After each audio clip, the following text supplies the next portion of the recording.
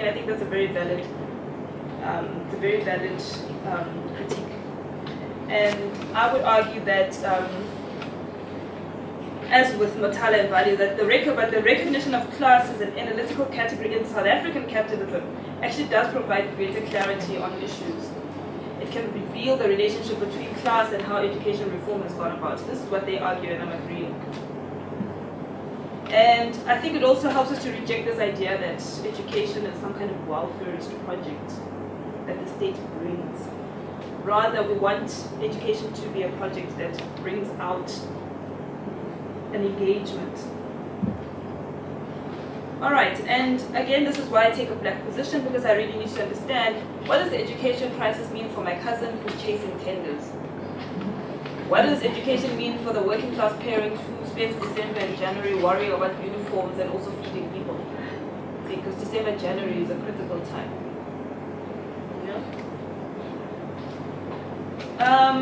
So in that sense, I follow, Henry Giroux, very wonderful theories that I'm discovering as I get into education, who sees education as a way, as a kind of a process. It's not always domination, so the class analysis can't serve everything. You can see education as a kind of for me, it's a strange creature because it can be liberating, but it can also be propaganda. Whichever way you design it, education forces you to engage in some way. You're always engaging. And also, of course, one of the most common examples given in South Africa is the way in which mission education failed to create passive subjects. Mission education actually created resistance to Christian imperialism. But at the same time, Christian education still created in those resisting Christian products a very Victorian, So education is funny. But it's a space of political contestation, consensus building, social and psychological and cultural experience. Let's turn now to the first argument that I'm going to make about the deracialization of schooling. To me, it's clear that the desegregation of previously white-only schools is one of the greatest achievements of the post-apartheid education system. You can almost no longer remember just how fragmented the system was. But of course, the problem is that the deracialization and the desegregation happened one way. So all the darker ones moved to where the lighter ones are. Okay, because that's where the wealth was. It didn't go the other way. Well, it did in some cases. That's why we got bigger and a couple of other white people that got lost stayed in black spaces. Okay, but there's like two of them.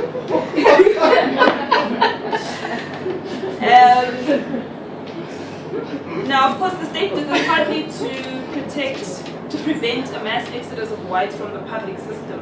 And so we created the system where you could charge fees, you could have your own admissions policies, and the Model C school emerged. And what it did was that it actually kept power in the hands of white school governing bodies. And I call them Model C schools, not former Model C schools, because the popular term is Model C schools. Now, it's been argued by people like Craig Sudine, and it's pretty obvious that what desegregation actually did was that it didn't desegregate and then destroy racism. What it did was it assimilated black or people of color, children of color, into the dominant culture of those schools. Okay? And unions, white-dominated unions, were complicit in this. And I just as an aside say, this is half the problem we have. At a certain point in our history, white unions were too busy defending white class interests to pay attention to the social interest. And now we have a very polarized union sector. And now the black union, which is creating problems, I would say, took a lot of the, in a way, it managed to win over people at the time when research was still progressive. At a time when it was still progressive, won a lot of people over, because who would have joined that white union that was protecting white interests just after apartheid, really? The white unions were complicit in this defense of white-only spaces. And we all know that those schools have had problems in terms of racism and the rest of it. So what we had was assimilation. And so the racist and imperial assumptions of those schools remained intact. If you like me or any other